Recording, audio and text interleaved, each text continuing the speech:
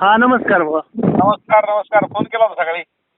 हो हो फोन याच्यासाठी केलता तर गाडी किती वाजेपर्यंत यायला पाहिजे? तेवढे आता मापात माल आहे, चौकाशी आहे, काय अडचण नाही, पण लवकर. हा असं ना. हा हा हा किती वेळ लागणार? हा नाही नाही आज नाही माल काढायचा पण ते माझं आम्ही तुमच्याकडे बरेच दिवसापासून माल टाकतोच ना. हा हा तर म्हणलं आता तुमच्या युट्यूबला सध्या व्हिडिओ जोरात चालू आहे तर म्हणलं विचारलेलं बरं. आता सगळे शेतकरी मालाचं भावाचं विचारतोय म्हणलं आपली गाडी किती वाजेपर्यंत गेली पाहिजे तिथं हे विचारणं महत्वाचं आहे म्हणलं. चांगला प्रश्न विचारला, पण आता मुद्दा असा आहे की युट्यूबवर लोक ज्यावेळेस पाहतायत शेतकरी, तर पुढं हा. महिनाभर 15 दिवस असताना त्यांना एक आशा असते म्हणून सतत ते फॉलो करतायत. पण हा, हा, मुळात बरोबर. अजून माल एवढ्या स्पीडनी चालू झालेला नाहीये. हा हा हा त्यामुळे बरोबर आहे. अजून तरी काय अडचण लगेच नाहीये माल उतरायची, हा, पण हा, होईल, बरोबर. अडचण निर्माण होईल. पण त्याला मग हा.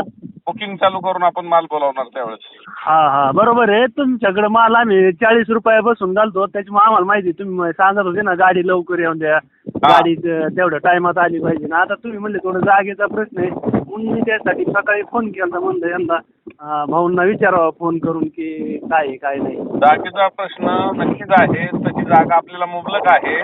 मध्ये अतिक्रमण झालं होतं ते हटलेलं आहे, सगळं व्यवस्थित झालेलं आहे. पण जागा थोड्याशा गटलेल्या आहेत, त्याला आपल्याला पर्याय नाशिक असल्यामुळे बरेचसे शेतकरी आपले नाशिकला पण जात आहेत. ज्यांना आम्ही आता इकडं नगरपट्ट्यातले गडाष्टी काढली आहेत ना, काही तर अडचण आम्ही तुमच्याकडेच माल घालीत असो. हो हो, मी इकडं आला तरी काही अडचण नाही. आणि अजून तर यावर्षी परिस्थिती मालाची कमी असल्यामुळं जागेचं लगेच अडचण येईल असं मला वाटत नाही. आता विरळून म्हणलं तर मागं विरळूनच आहे सध्या माल. हो, विरळून काढा. हा विरळूनच आहे त्यामुळेच सकाळी फोन लावला होता. हा, म्हणलं विचारावं या प्रश्न नाही तर मग यावेळेस काय करणार आहे तुम्हाला सांगतो, मालाची जर आवक वाढायला लागली तर बुकिंग करून माल बोलावणार, पण मापातच माल बोलावणार. भले झाडावर राहू द्या 2-4 दिवस, काय फरक पडत नाही. हा हा बरोबर आहे. पण एकच दिवस आपण मंदी करतो आणि ती मंदी उठायला 8 ते 15 दिवस जातात. हा हा बरोबर आहे. हा, आणि प्रत्येकाने जर तसं केलं म्हणजे विकणारांनी, तर मला असं वाटतं मंदी येणार नाही. हा हा आता पट्टी किती दिवसात भेटते आपली? पट्टी ताबडतोब पट्टी, मी व्हिडिओ सेपरेट केली ना त्याच्या मधल्या काळात थोडंसं मागं पुढं झालं तर आपल्या काही नाही चालते ना. आमच्या 25 दिवसापर्यंत पट्ट्या आहेत ना तुमच्याकडे, तरी आम्ही त्यावेळेस होते. आता तातडीने पट्टी द्यायला चालू केलेली आपण. हा हा हा आणि ते कॅरेटचे पैसे म्हणजे तुम्ही देऊन नंतर पट्टीतून कट करीत ते काय झालं एकदा आमची गाडी आली त्यावेळेस ते म्हणले आधी पैसे मागितले होते. म्हणलं तुम्ही सांगायचं कारण आम्ही बरोबर येत नाहीत प्रत्येक वारईचा विषय असतो. ते वारई तर ती गेटवरच गेलो, पण आपल्या तिथं जरी द्यायची असली काय अडचण असेल तर आम्ही सकाळ पण देऊ शकतो. हा हा नाही बरोबर आहे. तेवढे क्लिअर करा कारण ड्रायव्हर येतात आणि अनोळखी एक तर कमिशन नसतं आपल्याकडे, त्यामुळे मग ड्रायव्हर लोक मग असं हे करतात म्हणते त्यांनी लई केलं तसं झालं. चांगला प्रश्न विचारला. कुणाचंही वारईचा काय प्रश्न आला तर सकाळ दिली जाईल, ड्रायव्हर का पैसे असो नसो. हा हा बरोबर आहे. पट्टीतून शेतकऱ्याच्या कट करून घ्या एवढीच अपेक्षा. नाही शेतकरी देतात पट्टीमध्ये, पण मुद्दा काय होतं की गाडीवाल्यांना काहीतरी निमित्त पाहिजे. हा नाही बरोबर आहे ना, पण आता आम्हाला बी कसं तरी करून त्यांना सांगावं लागतं बुवा. आणि आम्ही शेतकरी येत नाहीत, आम्ही जुने ग्राहक आहे तुमचे बऱ्याच दिवसापासून. हो.